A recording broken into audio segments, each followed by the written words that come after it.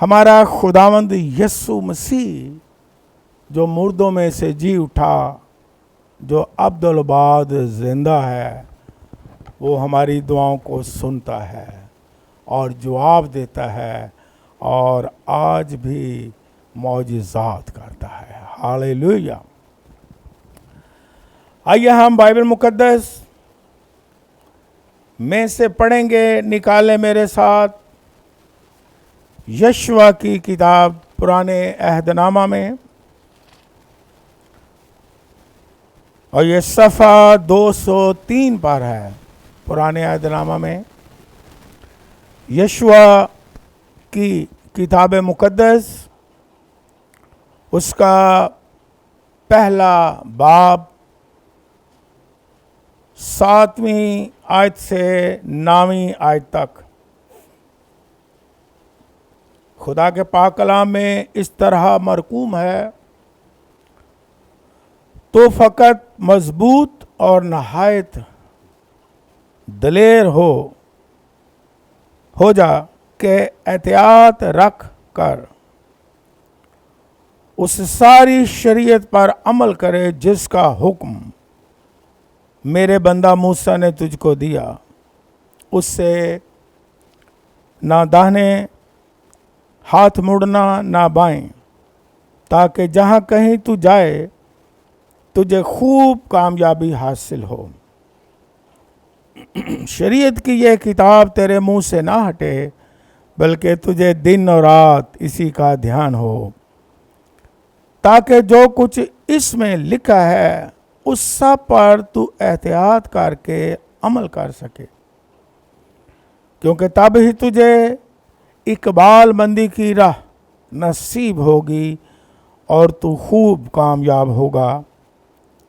क्या मैंने तुझको हुक्म नहीं दिया?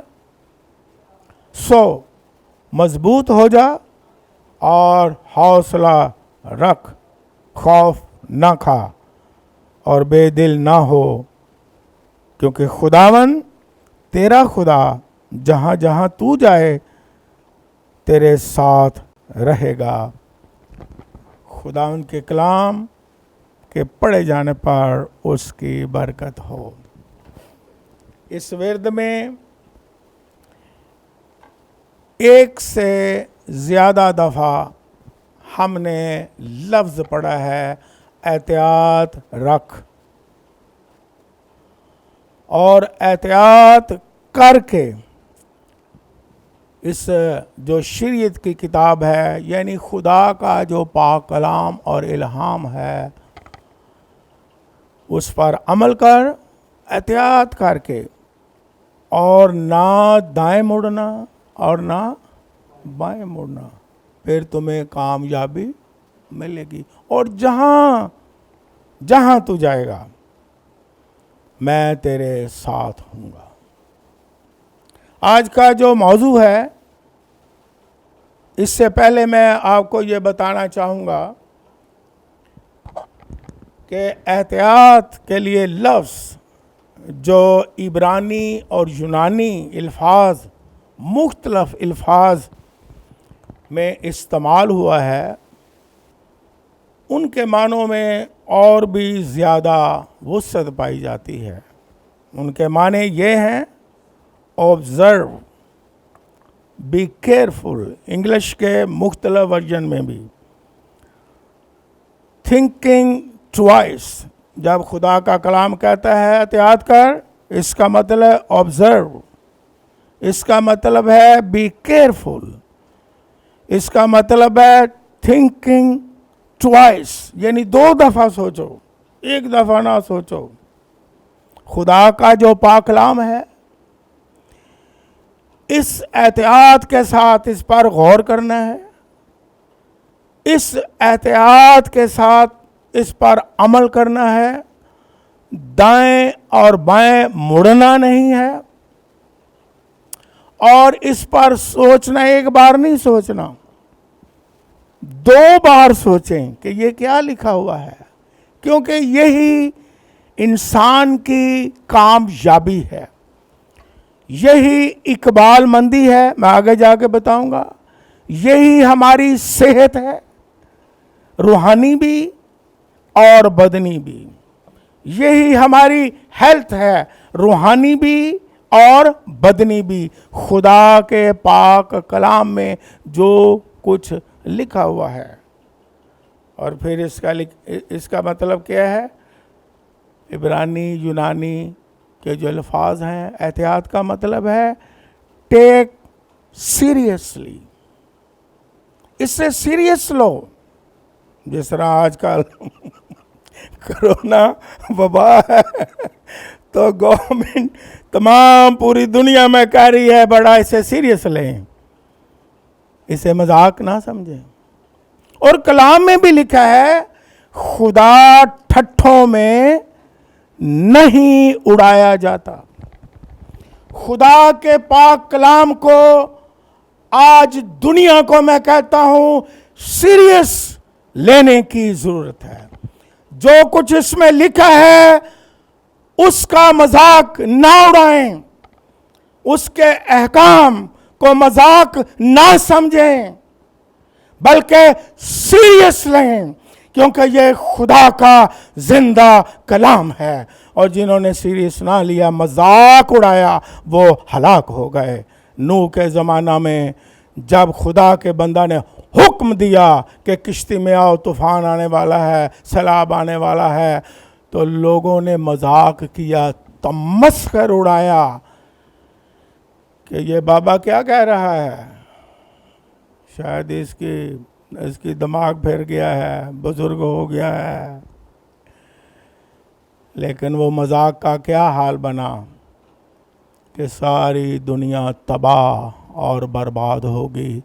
मैंने आज सुना अपने कानों से कि लोग खुदा के कलाम का, अहकाम का आज भी मजाक उड़ाते हैं। यहाँ तक कि खुदा के खादम ने लिखा खतूत में कि कुछ लोग आएंगे ठट्ठा के जरिया से कहेंगे कि हम सुनते आए हैं कि यीशु आ रहा है, उसके आने का वादा कहाँ है? हम तो बड़े सालों से सुन रहे हैं। और लोग ठट्ठों में उड़ाएंगे कि शायद उसने नहीं आना है। लेकिन जब लोग हंसी मजाक ठट्ठा उड़ाते होंगे, अचानक सडनली खुदावंद यीशु मसीह आ जाएगा। उसने अपने लोगों को कहा कि तुम्हें गुमान भी ना होगा। एहतियात का मतलब यह है कि इससे सीरियस ले। जिन कौमों ने, जिन तहजीबों ने, जिन खानदानों ने, जिन अशखास ने इज्तिमाई और शख्सी तौर पर इससे सीरियस नहीं लिया, एहतियात नहीं की, इस पर सोचा नहीं है, उन्होंने नुकसान उठाया। और खुदा का कलाम नाज़िल होता है एक ही विरद में एक से ज़्यादा दफ़ा लिखा है, एहतियात रख, एहतियात कर, पढ़। बड़े दो लफ्ज़ हैं, एहतियात कर और ध्यान कर। इस पर आज हम नहीं जाएंगे, जो एक ही लफ्ज़ पर रहेंगे ताकि वक्त ज़्यादा नहीं, हम इसको ही सीख सकें। दूसरे लफ्ज़ की तरफ फिर जाएंगे। एहतियात, टेक नो रिस्क, इसके माने ये भी हैं, रिस्क ना लें। ये खुदा का पाक कलाम है। इसे जिन्होंने रद्द किया, इस कलाम को रद्द किया और इज्जत ना की और इस कलाम का एहतराम ना किया, उन्होंने नुकसान उठाया है। इसलिए बाइबल में इसके माने इब्रानी यूनानी में ये लिखे हुए हैं। एहतियात का मतलब क्या है? Take no risk. और फिर इसके और माने हैं, एक एक लफ्ज़, एक एक मानी, एक एक मौजू है। लेकिन मैं सिर्फ थोड़ा थोड़ा आपको बताता चला जाऊं कि एहतियात का मतलब क्या है। इसी में रूहानी, इसी में बदनी हमारी हिफाजत है और सेहत है और हेल्थ है। और फिर क्या लिखा हुआ है, इसके माने हैं वॉच योर स्टेप्स। देखो अपने कदमों को, अकदाम को क्या उठा रहे हो। बाइबल मुकद्दस में लिखा हुआ है, देखो खुदा का बंदा बादशाह क्या कहता है, दाऊद बादशाह, तेरा कलाम मेरे कदमों के लिए और मेरी राह के लिए। आज जो कदम इंसान उठाता है, अगर चाहता है कि वो गुमराह ना हो, अगर चाहता है कि वो सेहतमंद हो, रूहानी भी और बदनी भी और खानदानी भी और दुनियावी तौर पर भी कामयाब हो जिंदगी के हर शोबे में, तो पाक कलाम के मुताबिक उसे स्टेप उठाने की जरूरत है। पाक कलाम चिराग है, इसकी रोशनी में जो कौमें चलती हैं, इसकी रोशनी में जो खानदान चलते हैं, इसकी रोशनी में जो तहजीबें चलती हैं, खुदा उनको बरकत भी देता है, बचाता भी है, सरफराजी भी देता है और कामयाबी भी अता फरमाता है। मैंने कहा एक एक मानी जो हैं एक एक मौजू है, लेकिन आज मैं एक जो मानी हैं उस पर थोड़ा सा खुदा का पाक कलाम जो है वो सुनाऊंगा। ये मैं सिर्फ आपको बता रहा हूँ कि इसके माने क्या हैं। फिर इसके एक और मानी है, इब्रानी यूनानी में जो अल्फाज इस्तेमाल हुए हैं, वॉक ऑन एग्स। इतनी एहतियात करो जैसे आप सादा अल्फाज में अंडों पर चल रहे हो, इतनी एहतियात करके चलो, वॉक ऑन एग्स। इस कलाम, क्योंकि ये खुदा का पाक कलाम है। यीशु मसीह ने क्या कहा कि आसमान और जमीन तो, लेकिन मेरी बातें जो मैंने कहा है पूरा होगा। जिस तरह शागिर्दों को बताया मेरे आने की निशानियां वो पूरी होंगी, जिस तरह बताया कि मैं चोर की तरह आ जाऊंगा वो आएगा, जिस तरह बताया कि तुम हर वक्त जागते रहो, तुम्हें गुमान भी नहीं होगा और इब्ने आदम आ जाएगा। मेरी बातें हरगिज ना टलेंगी। और फिर एक और इसके मानी हैं जिस पर हम थोड़ी देर मजीद कलाम सुनेंगे, वो यह है टाइटन योर बेल्ट, जिसे हम अक्सर कहते हैं फास्टन योर बेल्ट। यह लफ्ज सेम है, टाइटन योर बेल्ट। अपने बेल्ट को टाइट करो, अपने बेल्ट को बांध लो। जब मैंने इस पर और किया, इसके मानों पर कि क्या इसका मतलब है, बड़े मुहतात रहो, तो फिर समझने के लिए एक मिसाल मेरे जहन में आई। इसके दो पहलू, उस पर हम गौर करेंगे।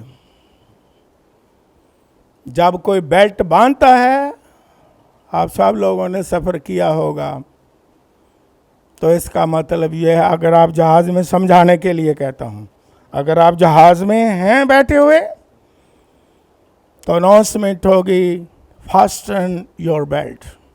साथ एहतियात भी बताई होती है ना, ऑक्सीजन लेना है किस तरह, बाहर निकलना है किस तरह, एहतियात भी बताई है ना, तदाबीर बताई है। खुदा का पाक कलाम भी तदाबीर बताता है। मैं आगे जाके एक आयत पढ़ूंगा, वो बदनी भी बताता है, सेहत के बारे में बताता है और रूहानी तौर पर भी बताता है। हर चीज़, जिस तरह मैं अक्सर कहता हूँ, खुदा के पाक कलाम में मौजूद है। हाइजीन के बारे में खुदा का पाक कलाम बहुत कुछ बताता है। हेल्थ के लिए बहुत सारी तदाबीर खुदा का पाक कलाम सिखाता है, बताता है कि इसे ना छूना, इसे ना खाना, इससे दूर रहना, बाइबल में लिखा हुआ है। हर चीज इसमें है। लेकिन यहाँ क्या मैंने सीखा जो मैं बताना चाहता हूं, कब बेल्ट बांधा जाता है, हुक्म मिलता है जब टेक ऑफ होने वाले होते हैं। पहली बात ये, मैं आपको इनकरेज करता हूं, ईमानदारों को और मसीहों को, कि ये हालात, ये वाकयात बता रहे हैं कि रूहानी तौर पर अपने बेल्ट बांध लो, कमरों को कस लो, क्योंकि टेक ऑफ होने वाले हैं। रैप्चर नजदीक है, जब हम हवा में उड़कर उसका इस्तकबाल करेंगे। Fasten your belt. अगर हम बाइबल मुकद्दस में खरूज की किताब, मैं पढ़ता नहीं, लिख लें लिखने वाले, और उसका 12वां बाब और उसकी 11वीं आयत लिख लें, तो यहां पर पता क्या लिखा है? इससे पहले कि खुदावंद उनको उस दिन आजाद कर दे गुलामी से, फराउन की गुलामी से, मिस्र की गुलामी से आजाद कर दे, नजात दे दे, छुड़ा दे। और हुक्म खुदा ने ये भी दिया, पहले तो ये भी दिया कि बरा ज़बा करो खानदान के लिए और उसका लहू चौखटों पर लगाओ, और शुक्र हो कि खुदावंद यस्सु मसीह का लहू ईमानदारों के घरों और दिलों में लगा है और मोहर किया गया है। हालेलुया। और हमने नजात हासिल की है। हालेलुया। हमने बरकत हासिल की है। हालेलुया। उसके लहू ही में नजात भी है, उसके लहू की कुदरत में शिफा भी है, उसके लहू की कुदरत में फतह भी है। हालेलुया। और मैं इनकरेज करता हूं, आप पर यस्सु मसीह के लहू की मोहर की गई है। लेकिन इसके बाद हुक्म क्या मिलता है? आजादी के लिए, नजात के लिए, ताकि छुटकारा पूरा मिल जाए। अब घरों से निकला हो, वो वक्त आ गया। क्या करना है? जो मैंने आयत पर लिखवाई है, वहां पर पढ़े लिखा है कि तुम्हारी कमरें बांधी हों, कसी हों, और फिर क्या हो? तुम्हारे पांव में जूतियां भी हों। इतने तुम तैयार हो जाओ कि जिस तरह कहीं जाना हो, हैं? तो जब तक जूती ना पहनो बंदा तैयार होता है? कोई फुल तैयारी है ना। तो लोग पता तैयार होकर घर फिरते रहते हैं रफ चपली पहन के। लेकिन कभी कभी ऐसा भी होता है आपके साथ हुआ होगा कि जूती पहननी सही याद ही नहीं रही, कपड़ों के साथ कौन सी पहननी है। रफ में जूती जी बाहर निकल गए हैं। थोड़ा जिन्हें गए हैं, ओए ओए तो मैं रफ जूती पा लिए। ओए होए, इसका मतलब तैयारी अब मुकम्मल नहीं है बाहर जाने की। तो यहां क्या है? जूतियां भी पहन लो, इतनी फुल तैयारी हो, और कमर कस लो, बांध लो, ताकि 1 2 3 और आप निकल जाएं। मैं आपको इनकरेज करता हूं, आज ये दिन है, हालात बता रहे हैं यीशु आ रहा है। ईमानदारों को अपनी कमरें कस लेनी चाहिए और खुशखबरी की जूती पेन लेनी चाहिए। और जिस तरह इफ्सियों के खत में लिखा है कि खुदा के सब हथियार बांध लेने चाहिए और फुल तैयारी होनी चाहिए, क्योंकि आपको पता नहीं कब यीशु आएगा और आप हवा में उड़कर उसका क्या करोगे। ये रैप्चर है। हमें रैप्चर के लिए क्या होना है, फुल तैयार होना है, जागते रहना है, कमर कस के रखनी है। आपको पता नहीं है कब उठ जाना है। हवा चोट जाना है, लेकिन तैयारी मुकम्मल होएगी तो उड़ाएंगे। ठीक है कि नहीं। कमरे अपनी कस लें, जो ढीलापन है उसे टाइट कर दें।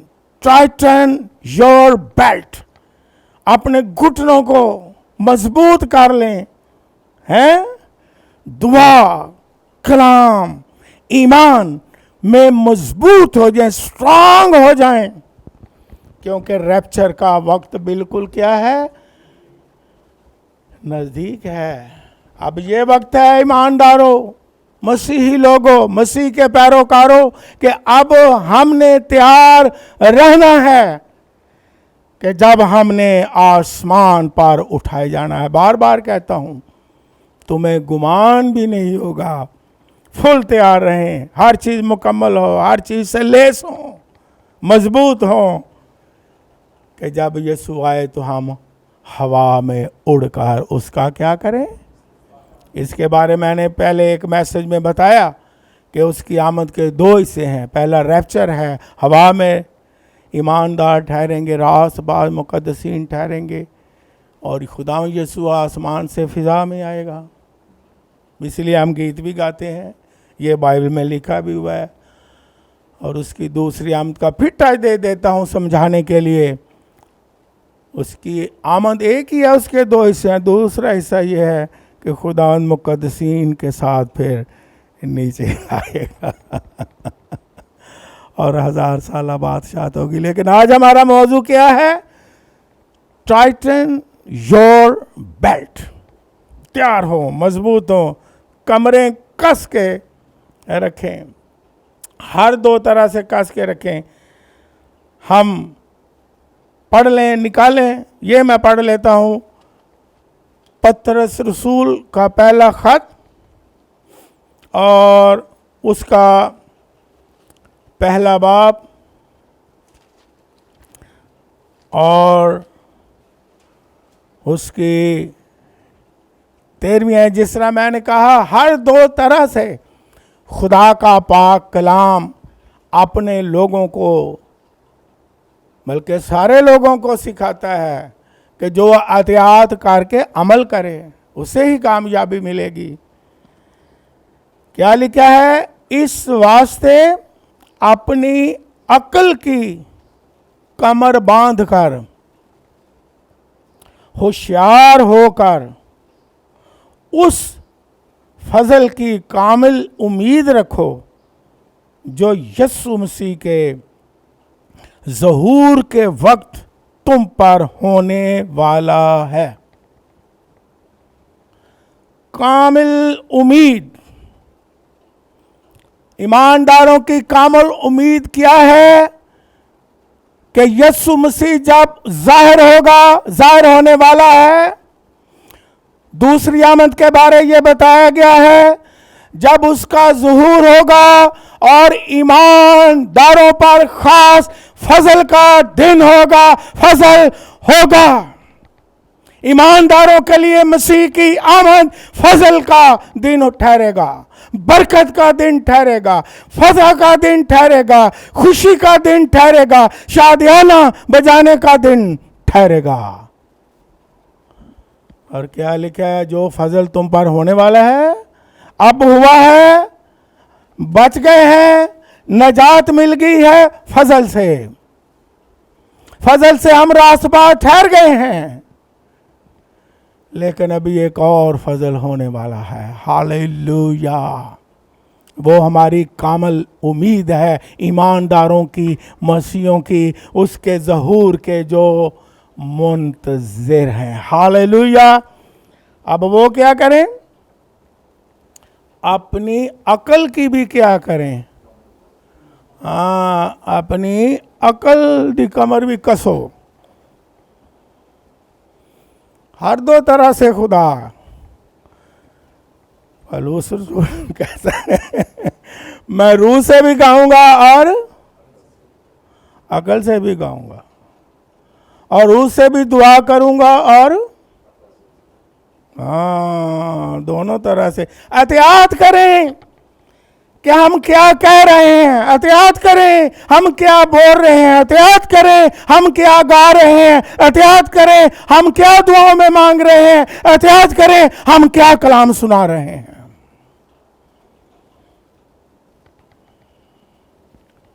आज हम देखते हैं इस दुनिया में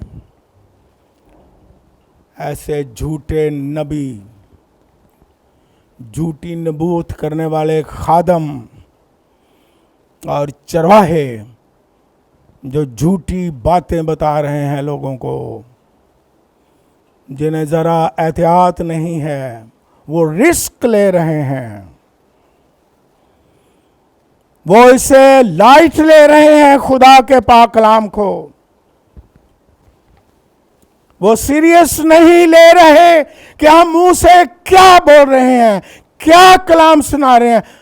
और सुनने वाले भी, मैंने कई दफ़ा आपको कहा कि कई दफ़ा ये मुहावरा फिट बैठता है, जिस तरह दे कौन आले उस तरह दे खान आले। और जो झूठी बातें कहते हैं उनको लाइक करने वाले लाखों में हो जाते हैं।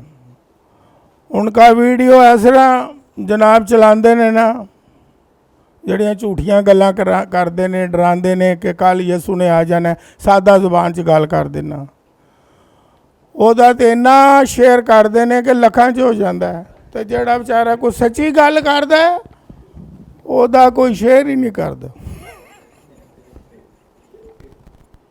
वो कहना कोई गल नहीं, वो सीरियस लेते ही नहीं। नो, वो कोई सीरियस नहीं लेते। लेकिन याद रखें, जिन्होंने सीरियस ना लिया उन्होंने नुकसान उठाया। और इसलिए क्या लिखा है? अपनी अकल की भी क्या करो, कमर कसो, कुछ अकल से भी चलो। एवं निरा ये ना कहते रूह, ਉਹਦੇ 'ਚ भी झूठ बोलते हैं। एक बंदे का मैं वीडियो मैंने सुना, और वो कह रहा था फलां दिन सारा कुछ तबाह हो जाना, वो दिन भी लंघ गया, तो मुड़ के गैर जबाना च ना एंड ते झूठियाँ गल्लां करके गैर जबाना बोलन लग पिया। मैं वाह वाह वाह वाह भी तेरी गैर जबान। उन्होंने शर्म तो आंदी होएगी कि भी मैं गैर जबाना भी बोलियां ने, दिन भी लंघ गया, हूँ कोई होर तरीका सोचता होना। इहो जे लोग बड़े वक्त तो फ़ायदा झूठा उठाने लिए बड़ियां बड़ियां स्कीमां लगाते ने। लेकिन ईमानदारों को क्या कहा है? रूहानी कमर भी कसनी है, रूहानी हथियारों के साथ, और अकल की, हाँ अकल ज़हन को भी काम लो, अकल को भी काम लो, एहतियात भी करो, रिस्क ना लो, इस पर सोचो। थिंकिंग ट्वाइस, 2 बार सोचो। एक मुहावरा भी बना है ना कि कोई गल करन लगे की करना चाहिए है? हाँ, बल्कि कितनी बारी सोचो। हाँ, मुहावरा भी बने है कि नहीं? इसके ये माने हैं, सोचो जब बोलते हो, सोचो जब कलाम करते हो, सोचो जब गीत गाते हो। है? गीत भी कई लोग गलती गाई जा रहे हैं।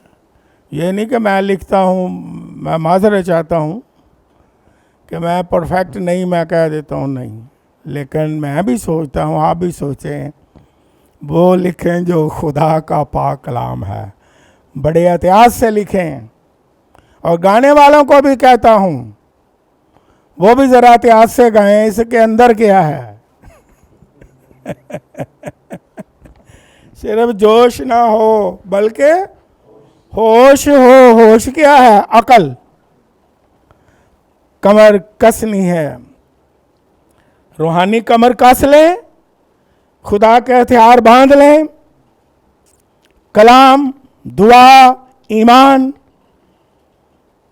नजात का खोद पहने, मजबूत हो जाए, जूती पहने हैं। ओए खुशखबरी की फुल तैयार रहें, जागते रहें। और खुदा का कलाम क्या फरमाता है? निकाले मेरे साथ, जिस तरह मैंने कहा, दोनों तरह से, रूहानी तौर पर और अकल के एतबार से, और रूहानी तौर पर और बदनी तौर पर भी। हम पढ़ ले, निकाले मेरे साथ यूहन्ना रसूल का 3 खत और उसका 1 बाब और उसकी 2 आयत में लिखा है, ऐ प्यारे, मैं ये दुआ करता हूँ कि जिस तरह तू रूहानी तरक्की कर रहा है, उसी तरह तू सब बातों में तरक्की करे और तंदुरुस्त रहे। जिस तरह रूहानी तरक्की कर रहा है, तंदुरुस्त रहने के लिए भी, हाइजीन में भी तरक्की कर। खुदा का कलाम तो हर चीज बताता है। हेल्थ के बारे में तरक्की कर, नॉलेज हो, सेहतमंद रहने के लिए, तंदुरुस्त रहने के लिए भी तेरी तरक्की हो, नॉलेज हो हाइजीन के बारे में, जिस तरह आजकल हो रहा है। कि एहतियात करो, एहतियात करो। एहतियात जो है वो दवाई से भी ज़्यादा। तो ये खुदा का पाकलाम सिखाता है। आपका हौसला बढ़ा रहा हूं, खुदा का पाकलाम हर चीज़ हमें सिखाता है, बशर्ते कि हम उसे एहतियात से पढ़ें और उस पर गौर करें। जिस तरह लिखा है ध्यान, मैंने कहा उस लफ्ज़ पर मैं आज नहीं बोलता, लेकिन फिर भी ये बता देता हूँ, ध्यान से एहतियात कर। आपने कई बार सुना भी होगा कि हिब्रू में इसके मानी हैं, सादा पंजाबी में जुगालीकार हैं।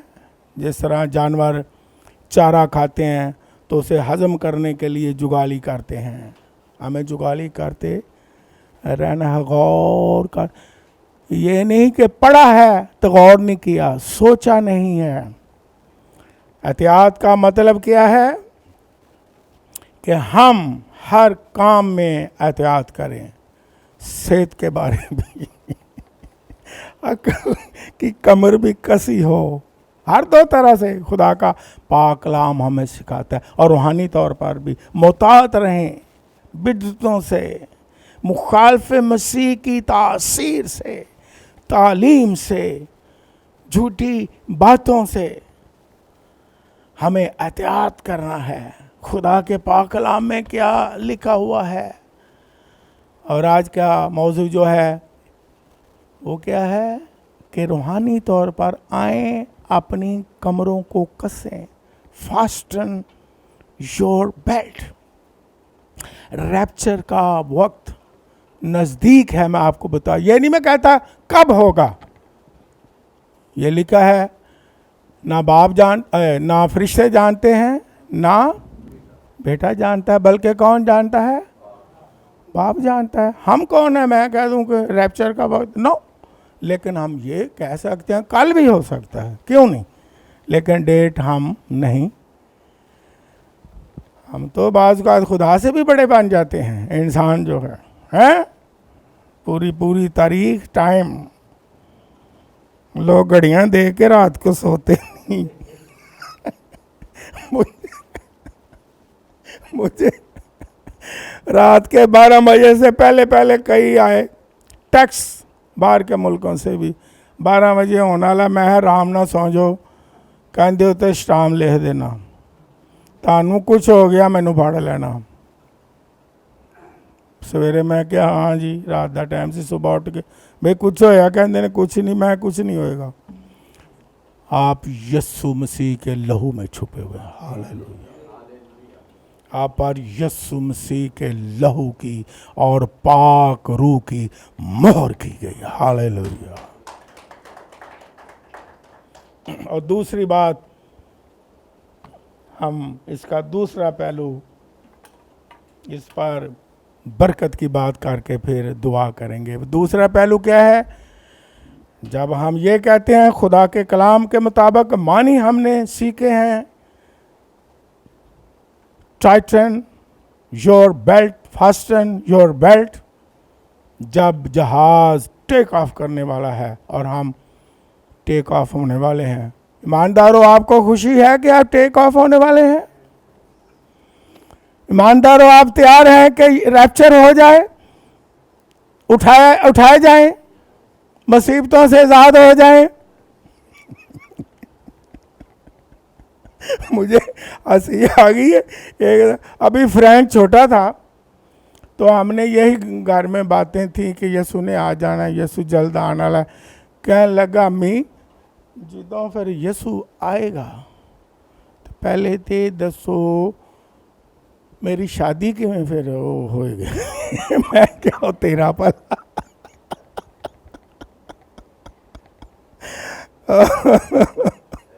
और कुछ लोग कहते हैं ओए ओए ओए ओए हम कपड़े फिर किस तरह के पहनेंगे? उसे बच्चा था, समझाया। तो ये ना कुआरे कहें ये सुना आया है। लेकिन ईमानदार तमाम कुआरे हों या शादीशुदा हों, उनका यकीन है कि यीशु जल्द आने वाला है और हम टेक ऑफ। और दूसरी बात क्या है आखिर में? वो ये है कि जब टेक ऑफ हो जाता है तो आपने जहाज़ में अनाउंसमेंट सुनी होगी कि एक अनाउंसमेंट होती है जब एयर पॉकेट में जहाज जाने वाला होता है, टर्बुलेशन। Ladies and gentlemen, there will be tribulation, but you don't worry about that. We are going to air pocket and it will be managed. Okay. आप जो कमज़ोर ईमान वाले या नॉलेज नहीं होता है, जब जहाज हिलता, ओए कई लोगों को तो मैंने अपनी आंखों से देखा, वो खाना पीना छोड़ के हो गए का भाई नहीं असी नहीं खाना। वो मैं खा लो कुछ नहीं हुंदा, क्योंकि जहाज हिल रहा है, टर्बुलेशन। आइंदा मैं इन दिनों में ये भी कलाम सुनाऊंगा, ग्रेट टर्बुलेशन। लेकिन उस ग्रेट, ये याद रखें, बहुत दिलचस्प मैसेज होगा हम सब के लिए। द ग्रेट टर्बुलेशन से पहले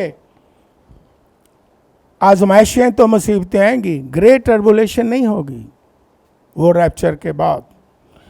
लेकिन रैप्चर से पहले जब आप अब जर्नी में हैं, रूहानी जर्नी में, तो जहाज हिलेगा, आजमाइशें आएंगी, मुसीबतें भी आएंगी, लेकिन ग्रेट टर्बुलेशन अभी नहीं, वो रैप्चर के बाद। वो माइंदा कलाम सुनाऊंगा किसी वक्त। लेकिन हमें क्या करना है?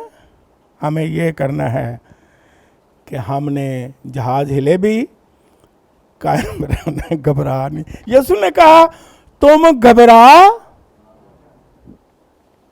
तुम डर, अभी यही पढ़ा, खौफ ना खाना, बेदिल ना हो जाना, फकत मजबूत रहना, जहाज हिलेगा। एक दफ़ा मुझे रॉबर्ट बता रहा था, आजकल जहाज़ ऐसे बनाए गए हैं, कुछ मुल्कों ने बना दिए हैं कि जब टर्बुलेशन आए भी, एयर पॉकेट में जहाज चला भी जाए, लेकिन वो मैनेज करता है जहाज। आजकल जब इंसान ने इस तरह काम किया है, तो मैं कहता हूँ जो खुदावंदों का खुदावंद और बादशाहों का बादशाह है, जब ज़मीन पर ईमानदारों पर आजमाइशें और झटके लगें, तो वो क्यों नहीं मैनेज करेगा। हालेलुया। शागिर्द बोट में थे और जनाब तूफान आता है, मौजें उछलती हैं और यीशु मसीह अंदर आराम से सोया हुआ है और शागिर्दों को झटके लग रहे हैं और तूफान है और मौजें आ रही हैं। ओए ओए ओए। और उन्होंने कहा कि आज गए। कई आपसे कहते होंगे, सारी बातें नहीं लिखी, लेकिन तो सबर में जा कहते होंगे कोई गल नहीं यार, असी डुबांगे, यसू भी तो भी चाहिए ना। उन्हें ये बात भी नहीं याद रही कि यसू भी चाहिए, असी कितने डुबना। ए गल ज़हन च आई नहीं कि यार यसू खुदा है, खुदा का बेटा है, इस किश्ती में यसू है, किश्ती कैसे डूब सकती है, ये उनके ज़हन में उस वक्त आया नहीं। उनका ध्यान यह तो लेके ना एहतियात करके ध्यान के साथ उन्होंने ध्यान खुदावंद यसू वाल नहीं, ध्यान किधर है। ओए, लेकिन यसू का शुक्र हो, आप ईमानदारों खुशी से भर जाओगे। तूफान आया, घबराहट आई इंसान होते हुए, लेकिन फिर भी वो यसू के पास आए और कहा हमें क्या कर, बचा। और वो उठा, उसने इख्तियार के साथ सारे तूफान को कहा थम जा, और वो थम गया और सुकून हो गया। हालेलुया। इसलिए ईमानदारों, जब आजमाइश आती है, किश्ती थोड़ी सी हिलती है, मैं आपका ईमान बढ़ाता हूँ, यस्सु आपके दिल में रहता है। यस्सु का लहू आपकी नस नस में गर्दिश करता है। उसके लहू की मोहर आपके दिलों पर लगी है, आपके घरों पर लगी हुई है। मैनेजेबल है। हालेलुया। हम बीमार होंगे, मैनेजेबल है, वो शिफा देगा। हालेलुया। शैतान का हमला होगा, मैनेजेबल है, वो उठेगा और हमें फतह मिल जाएगी। हालेलुया। इसलिए हम घबराएं नहीं, बल्कि क्या करें, अपनी कमरों को कस लें। अगर ढीली है कस लें कमर। अकल की कमर भी कसें, रूहानी कमर को भी कसें। खुदा के सारे हथियार को क्या करें, हथियारों को बांध लें और घुटनों को मजबूत कर दें। दुआ करें, कलाम पढ़ें और एहतियात करके क्या करें, अमल करें। ना दाहिने मुड़ना और ना बाएं, फिर ही तुम्हें इकबाल मंदी की राह नसीब होगी। हालेलुया। यहाँ भी इकबाल मंदी है, और जो उसके मुंतज़र हैं उस फजल के मुंतज़र हैं जो ईमानदारों पर होने वाला है। ये जो यीशु मसीह की आमद है ईमानदारों, ये तो ईमानदारों के लिए, पैरोकारों के लिए बड़ी खुशी का दिन है, जश्न का दिन है, फतह का दिन है। जब किसी ने ख़ास मेहमान ने आना हो, इसके बाद मैं दुआ करने लगा हूँ, जब ख़ास कोई मेहमान ने आना हो तो घर में क्या होता है, एक्साइटमेंट होती है कि नहीं, खुशी होती है कि नहीं, सफाई होती है कि नहीं, कपड़े पहनते हैं कि नहीं, तैयारी करते हैं कि नहीं, बार बार देखते हैं कि नहीं। वो मेहमान ख़ास है भाई, कितने रह गया भाई, कितने रह गया भाई, कितने रह गया भाई। इंतज़ार होता है कि नहीं, तवज्जो किसकी तरफ होती है? आजकल टेलीफोनों कहता भाई मैं इस्लामाबाद तो चले हैं, गुजराले पहुंच गया। ओके, फिर देर होगी, फिर पूछो कितने पहुंचे हैं? नहीं मैं अमरीद के पहुंच गया। अच्छा, हाला वो आ रहा है। कितनी एक्साइटमेंट होती है। वो कहना अमरीद के भी आ गए, चलो ठीक है। और फिर पूछो थोड़ी देर बाद कितने आ गया? ला जी लाहौर एंटर हो गया। फिर भी नहीं तसल्ली। हाँ जी कितने हो? आ ताडे महल्ले च एंटर हो गया। फिर भी नहीं तसल्ली होंदी, कितने हो? आ ताडे गेट अगे आ गया, लो बेल्टर। तो फिर एक बंदा दरवाज़ा खोलता है तो फिर दूसरों को जाके बोलता है सेट हो जाओ भाई, मेहमान आ गया जी। इसी तरह ईमानदार करते हैं। हालेलुया, अपने यस्सु मसीह के इंतजार में हैं और कमरे उन्होंने कस ली। अकल से भी चलते हैं, रूह से भी चलते हैं। हालेलुया।